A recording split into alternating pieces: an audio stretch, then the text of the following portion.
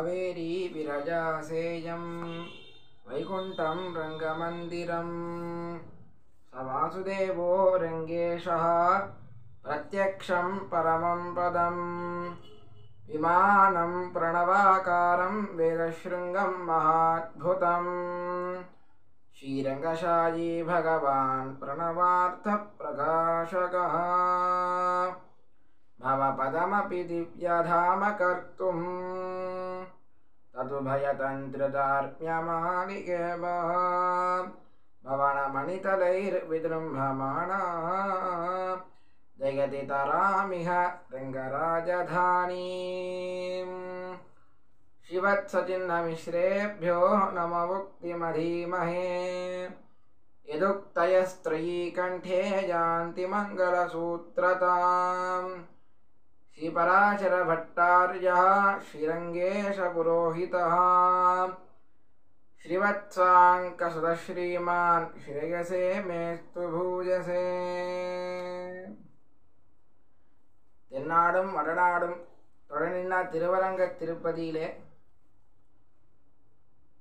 இந்த கோவிலே பெரிய கோவில், பெரிய பெருமாள், பெரிய பெருமாள், பிராட்டியார், பெரிய பிராட்டியார், பெரிய வசனம் என்ன அனைத்துமே பெரியதாக அமைந்திருக்கிறது. இந்த கிரமத்திலே பெரிய திருநாள் என்ன சொல்லக்கூடிய இந்த வைகுண்ட ஏகாதசி திருநாள் அத்தியன உற்சவம் எதனாலே ஏற்பட்டது, இதை யார் ஏற்படுத்தினார்கள் என்று நாம் இப்பொழுது பார்ப்போம். மாறன் பணித்த தமிழ்மறைக்கு மங்கையர்கோன் ஆரங்கம் கூற அவதரித்தார் வீருடைய கார்த்திகையில் கார்த்திகனால் இன்னென காதலிப்பார் வாய்த்த மலர்த்தாள்கள் நெஞ்சே வாழ்த்து என்ன உபதேச ரத்தின மாலையிலே மாமணிகள் அருளி செய்தா போலே கார்த்திகையிலே கார்த்திகை திருநாள் திருவவதரித்தார் திருமங்கையாழ்வார். நம்மாழ்வார் 4 வேதசாரமான 4 திவ்ய பிரபந்தத்தை அருளி செய்தார். அது திராவிட வேதசாகரம். சம்ஸ்கிருத வேதமும் 4, தமிழ் வேதமும் 4. சம்ஸ்கிருத வேதத்திற்கு ஷட் அங்கங்கள் இருக்கிறது. அதேபோல் தமிழ் வேதத்திற்கும் ஷடங்கங்கள் இருக்க வேண்டுமோ என்று திருமங்கையாழ்வார் நினைத்தார். நினைத்த காலத்திலே 6 அங்கங்களான 6 திவ்ய பிரபந்தத்தை நமக்காகவே அருளி செய்தார் திருமங்கையாழ்வார். ஒரு சமயத்திலே கார்த்திகை திருநாளன்னு திருவரங்கத்திற்கு எழுந்தருளினார் திருமங்கையாழ்வார். அப்பொழுது எம்பெருமான் சொகபானை கண்டருளி பெரிய மண்டபமான சந்தன மண்டபத்திலே திவ்ய சிம்மாசனத்திலே எழுந்தருளியிருந்தான் எம்பெருமான்.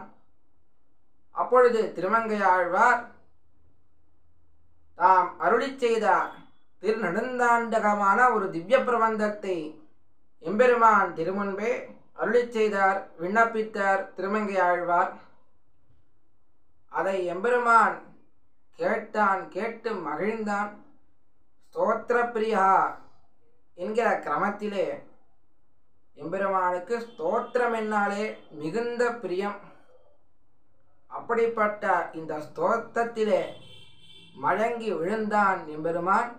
அப்பொழுது திருமங்கையாழ்வாருக்கு ஒன்று தெரிவித்தான். உமக்கு என்ன வரம் வேண்டுமோ அதை கேள் என்று தெரிவித்தான்.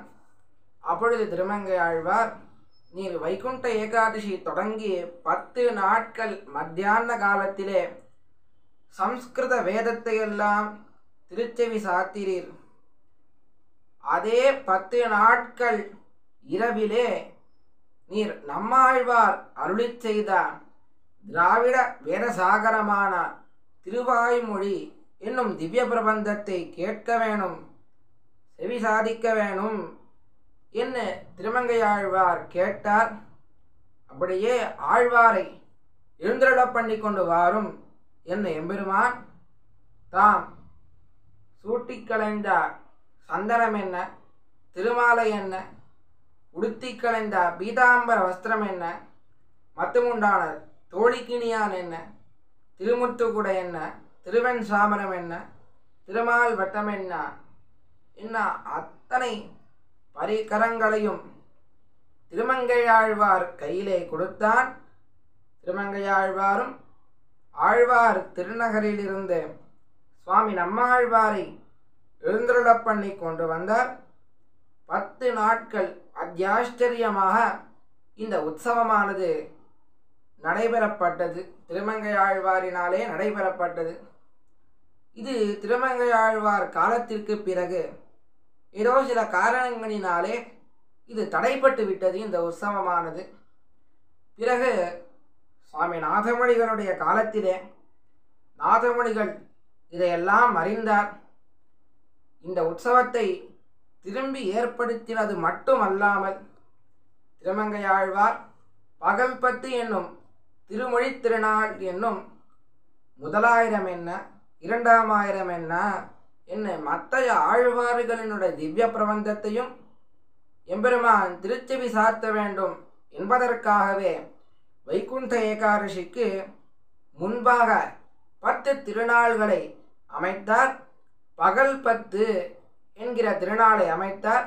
அப்பொழுது எம்பெருமான் பகலிலே திவ்ய பிரபந்தத்தை கேட்பான். திரும்பி திருவாய்மொழி திருநாளிலே இரவிலே ஆழ்வார் நம்மாழ்வாருடைய பாசுரத்திலே கேட்பான். அதற்கு அப்புறமாக இயற்பா எனும் திவ்ய பிரபந்தத்திற்காகவே ஒரு நாள் அமைத்தார் சுவாமி நாதமணிகள்.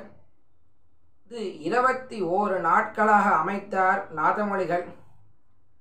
திவ்ய பிரபந்தத்தை சுவாமி நாதமணிகள் இயல் இசை நாடகம் என்னும் முத்தமிழினோடு சேர்த்து எம்பெருமானிடம் விண்ணப்பிக்க வேண்டும் என்பதற்காகவே தம்முடைய மருமான்களான மேலே அகத்தாழ்வான் என்ன கீழே அகத்தாழ்வான் என்ன இவர்கள் இருவருக்கும் தாளத்தோடே சேர்த்து அபிநயத்தோடே சேர்த்து அர்த்தத்தோடே சேர்த்து இந்த திவ்ய பிரபந்தத்தை எம்பெருமான் திருமுன்பே விண்ணப்பிக்குமாறு அவர் ஏற்படுத்தி வைத்தார்.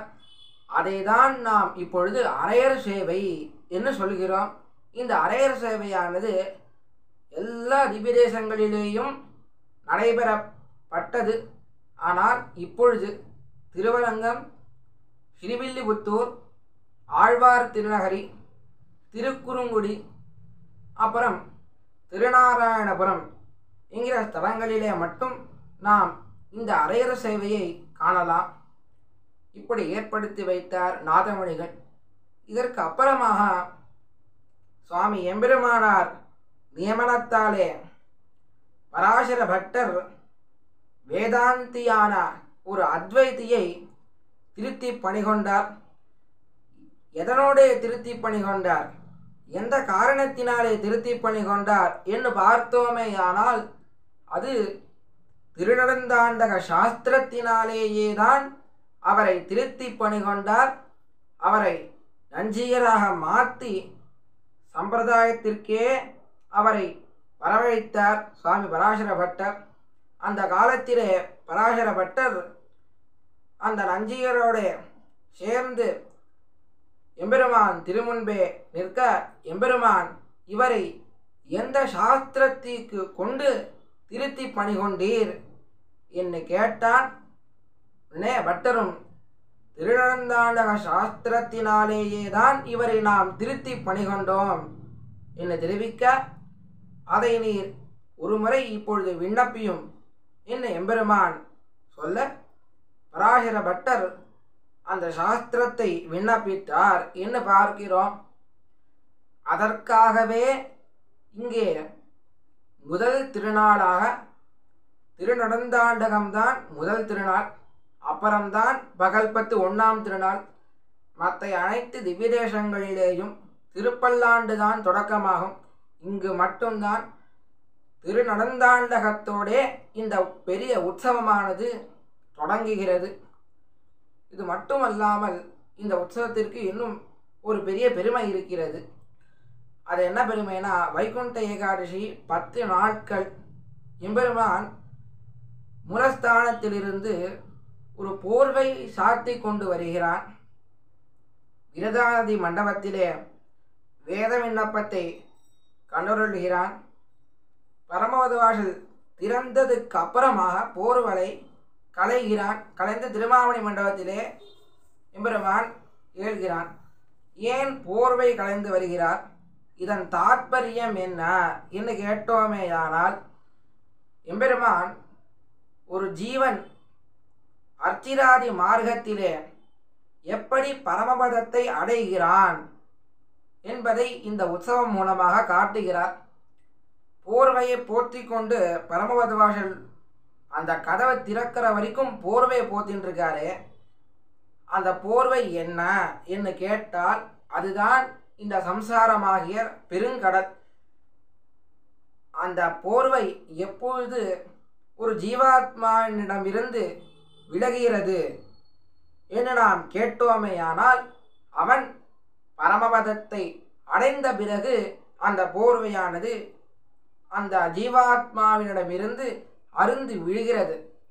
அதை காண்பிப்பதற்காகவே இந்த 10 நாட்கள் எம்பெருமான் மூலஸ்தானத்திலிருந்து போர்வையோடே வந்து பரமபதவாசலை திறந்து பிறகு போர்வையை களைந்த நித்திய விபூதியான திருமாமணி மண்டபத்திலே எழுந்தருள்கிறான் எம்பெருமான்.